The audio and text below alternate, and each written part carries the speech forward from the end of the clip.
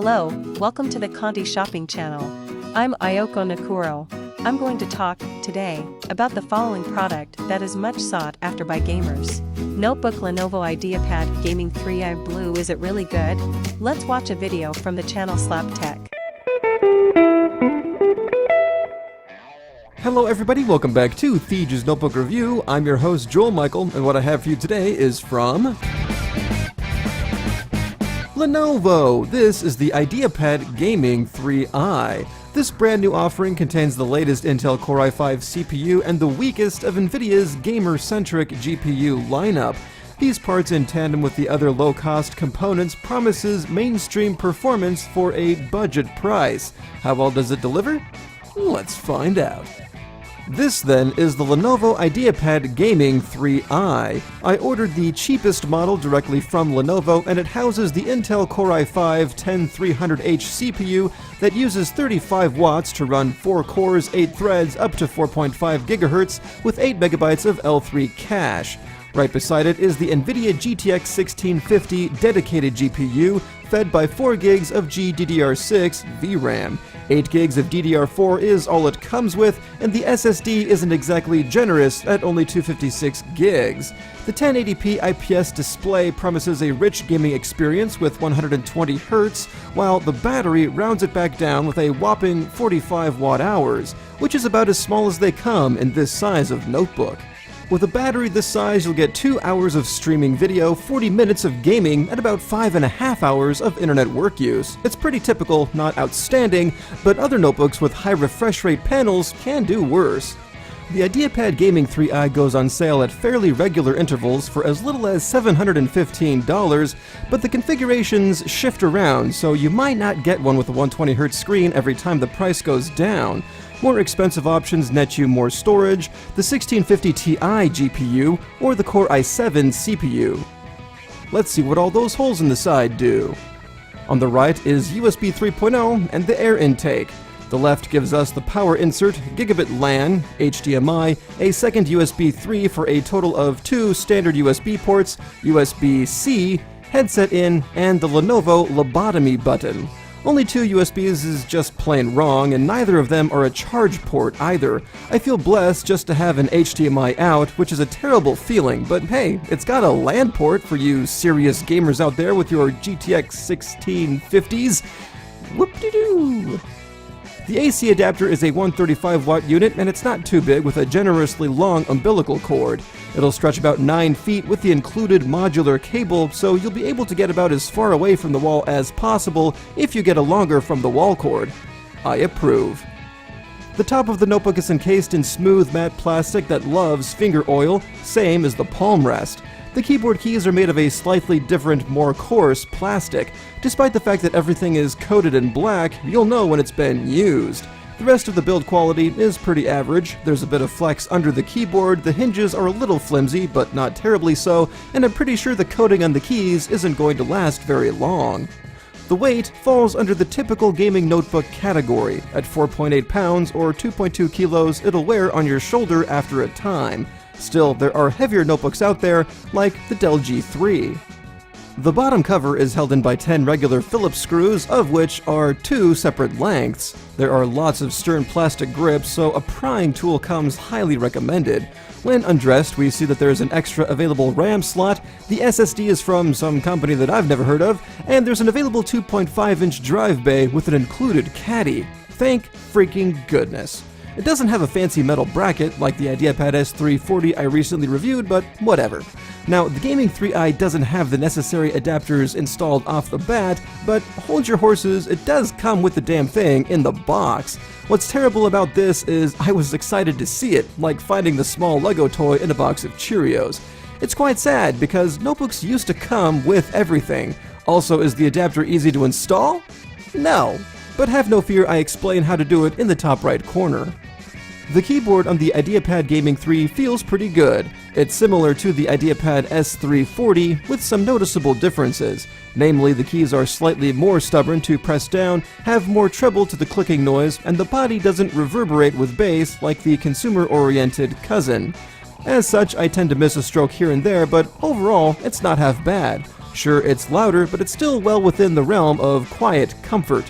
The blue-ish backlight has two brightness levels, one barely noticeable, the other being much brighter and still not overpowering. The numpad is obviously shrunken, but does contain a double-wide zero key, of which I'm a big fan if you haven't noticed already. The arrow keys, though, are full-sized and sink below the rest of the keyboard. Honestly, it looks a bit tacky, but I'll take it. You can tell they resisted the urge to put in the 3-barred menu key to the left of the up arrow. Good move, Lenovo.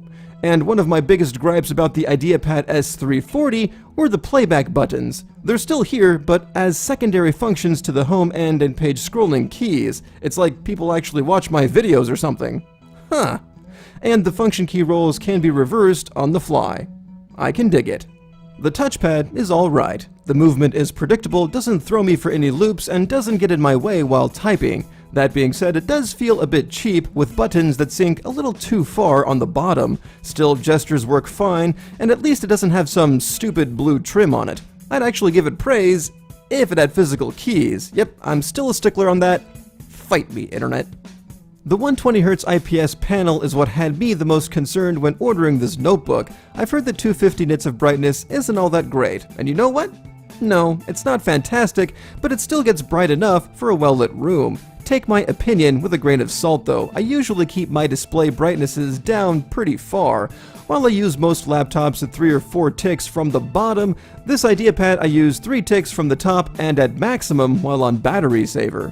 Any outdoor use, period, is strictly prohibited, period. Moving on to the 120Hz factor, when playing a game simple enough to run that fast, it's a great experience. The response time is also spot on. Compared to a desktop 144Hz monitor, there is still a good amount of ghosting, even at 60 FPS, so don't expect any miracles in that regard. In other news, the color definition is kind of dull, colors don't distort at an angle, but the brightness shifts at a close angle. It's matte, doesn't reflect anything, and the screen tilts back just far enough for use on your lap.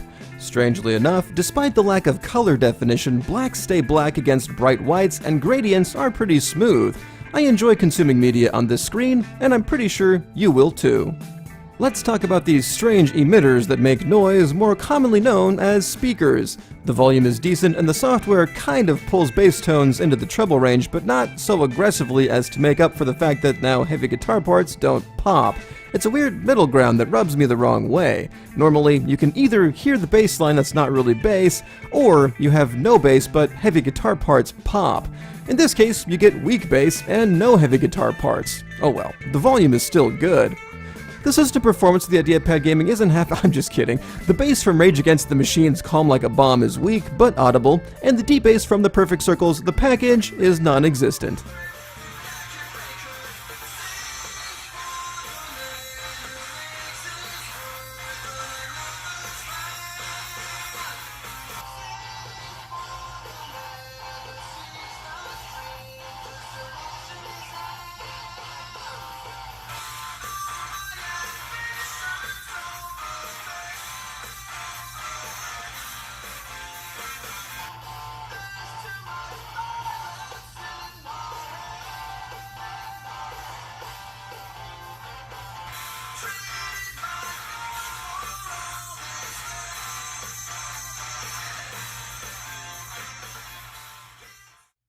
This is a test of the webcam for the Lenovo IdeaPad Gaming 3i. I have 3 LED light bulbs on this side. I have 1 LED light bulb over here, so the lighting is quite nice. Thus, the motion isn't half bad, not too terribly fuzzy, but the lighting does get a little bit on the dull side, but that's to be expected. 720p, everything is kind of grainy on the walls. All these white walls are kind of grainy, so it's not the best, but you know what?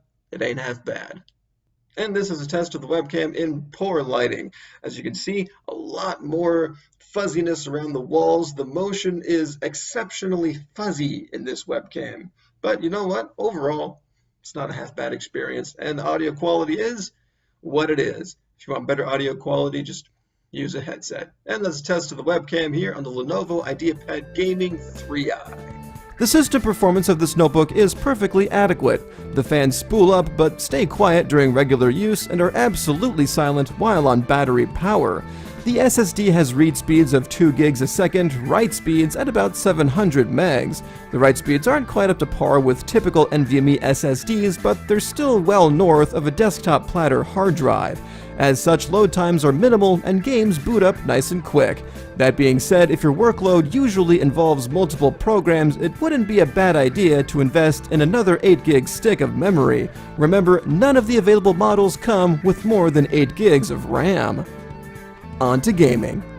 If you're concerned about whether or not this GTX 1650 can push 120 frames per second, here's a preview of your life with this notebook. You'll be in the settings menu a lot, tweaking the details configuration. For those not concerned and are just looking for a great experience on a budget, rest assured, it can push frames. Something important to keep in mind, doubling the memory to 16 gigs goes a long way towards improving the overall experience. I did put an extra 8 gigs of memory in it, so I can vouch for this personally. Check out my Gaming with This Notebook video. You'll see the difference. So what are we looking at?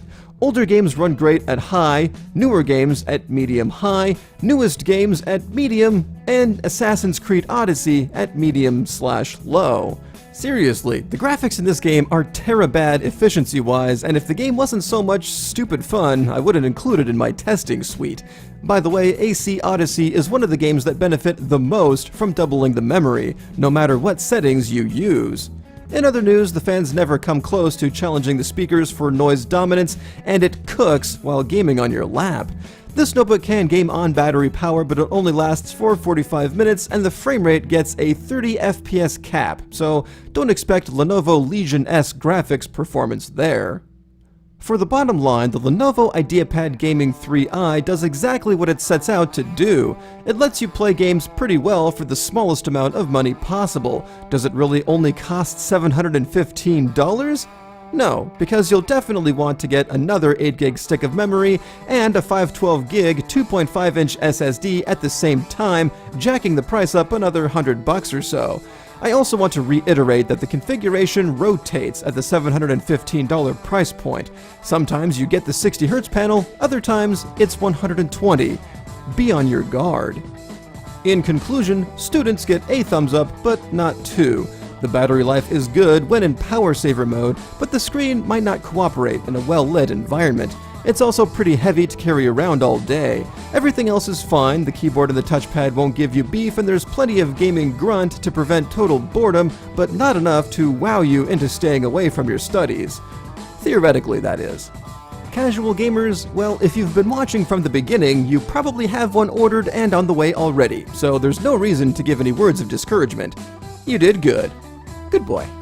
Competitive gamers, this is your budget laptop to use if you don't feel like lugging around your prized gaming rig with the Naruto meets Tiger King theme. Oh, is Tiger King not relevant anymore? Damn, missed another trend. Desktop replacement users just might be able to get by with a really fancy USB hub, something that also does external displays, although your second external monitor will only run at sub 60 Hz, and that's a sad existence. Home users can actually go for this. The gamer chic styling is very subtle, the backlit keyboard isn't too gaudy and provides good functionality, and really the only thing you have to put up with is the gaming nomenclature on the inside and on the back. It's a little heavy to carry around the house, but the peripherals, screen, and battery won't let you down, and neither will the price. Go for it! This has been a review of the Lenovo IdeaPad Gaming 3i here on Thiege's Notebook Review. If you enjoyed it, give it a thumbs up and subscribe so you don't miss out on the next one. I also like to clue my subscribers in on excellent used notebook finds. Thanks for watching, and you guys, and have a good night. And for today, that's all, folks. If you liked it, here in the description you have the Amazon link for you to buy the product. Leave your like and enjoy and subscribe to our channel. Until next time, and bye.